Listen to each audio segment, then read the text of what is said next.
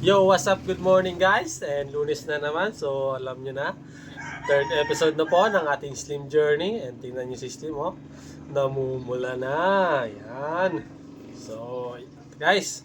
So, again, titimbangin ulit natin si Slim para makita natin ang improvement niya, no? Ito na naman ang ating mahiwagang timbangan.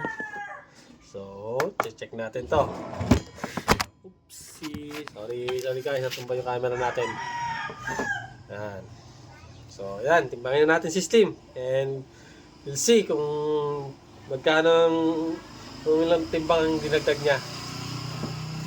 Yan. Slim, alam mo na ang gagawin mo, ha? Sanay ka na dito. Umayos ka. Papahiya tayo sa ating mga viewers, no? Yan. So, 1950 guys. Yun, 1950 na si Slim. So, for now, konti lang dinagdag ng timbang ni Slim, no?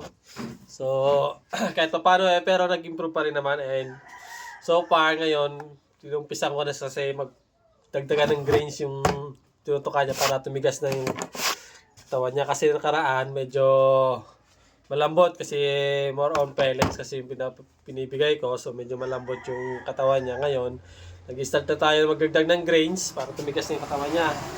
And as you can see, naglugo na rin siya. Ano ba? Kumalikot! So, naglugo na si Slim guys. So, di naman muna natin siya masyadong hahawakan. So, hawakan lang natin siya pagbibigyan ng ating mga supplements. Yan.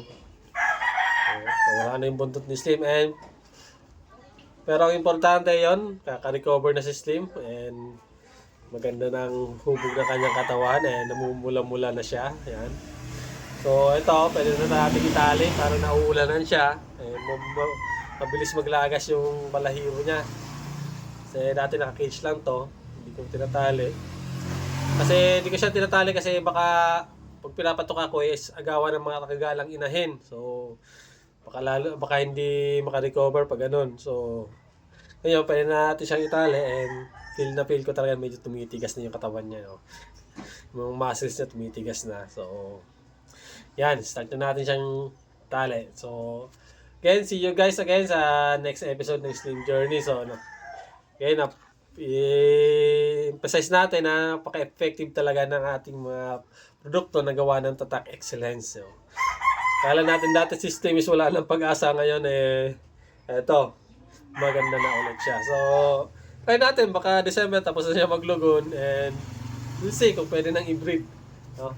Kasi lalak juice natin siya dun sa kasama niya babae na white choco din. So, yan. So, see you next episode guys.